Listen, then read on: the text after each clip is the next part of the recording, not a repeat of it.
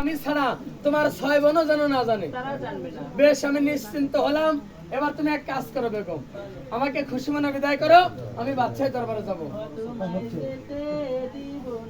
না বাবারে ধরে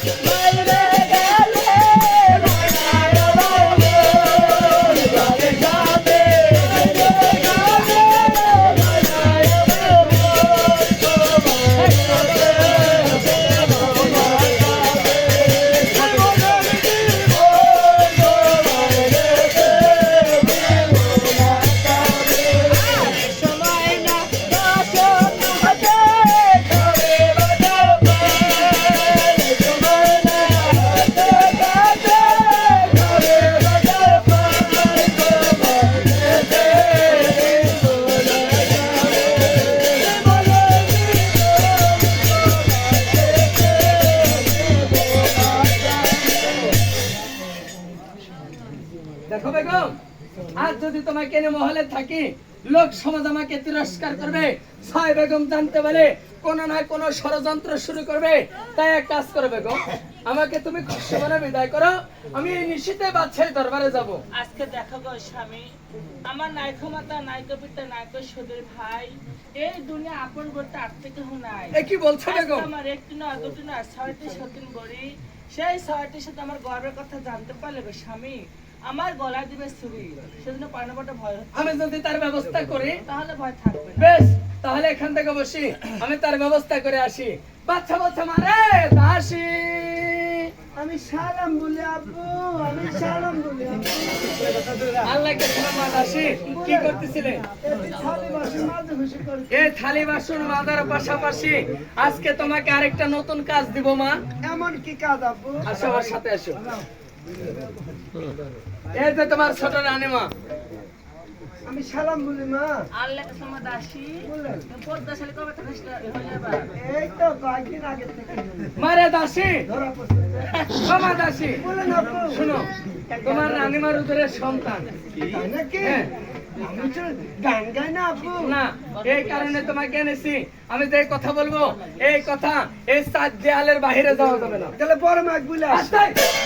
আমি না বললাম এই মহলের বাইরে কথা যাওয়া যাবে না। মহলের মধ্যে তোমার বড় রানীমাকে তোমার রানীমাকে বলা যাবে না, ওই ডাকনিকে বলে দেবে না? কাকে বলা যাবে না। তাই তোমাকে এনেছি একটা কারণ মা। কি?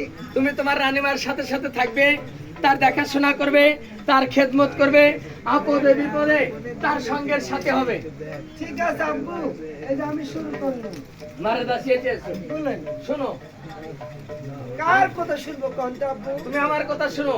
তোমার রানীমাকে, তোমার কারণে তোমাকে যখন এখানে এনেছি, তোমার রানীমার সাথে আমি গল্প করতে ভুলে গেছি, দু চারটে কথা বলাই হয়নি। তাই তুমি এই দরজার বাইরে দাঁড়াও, আমি তোমার রানীমার সাথে একটু গল্প করে আসি। ও করবেন? না আমার গল্প। তা আমি তাই করছি, গল্প করবেন? দাও দাঁড়াও। একটু করেন না।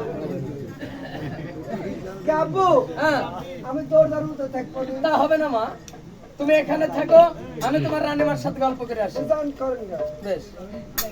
কি আব্বু, হ্যাঁ, আমি ওই খাটের তলে থাকবো না। এক স্তর মেরে দেবো।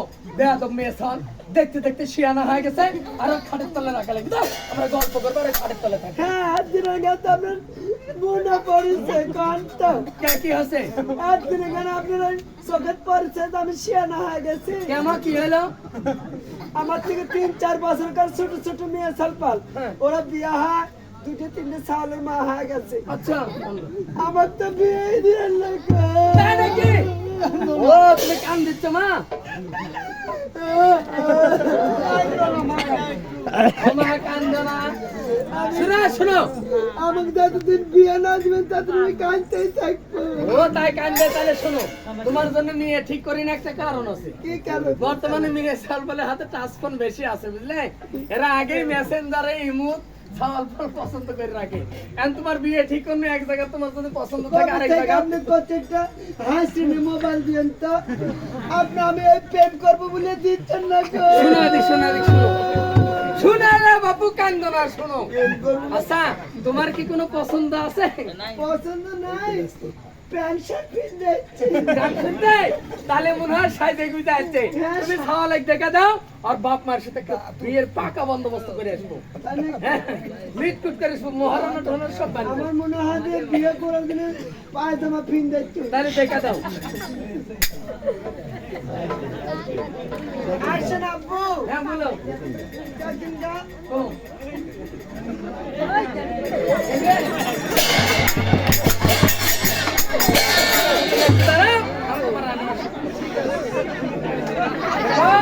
এই যে দাসীকে রেখে গেলাম, তুমি আমার পিতা।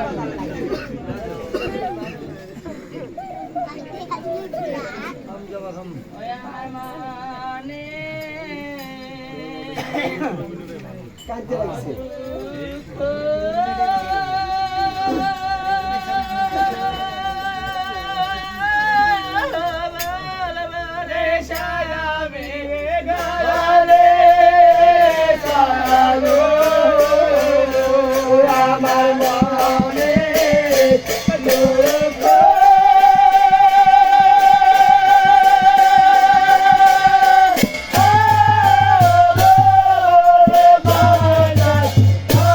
রে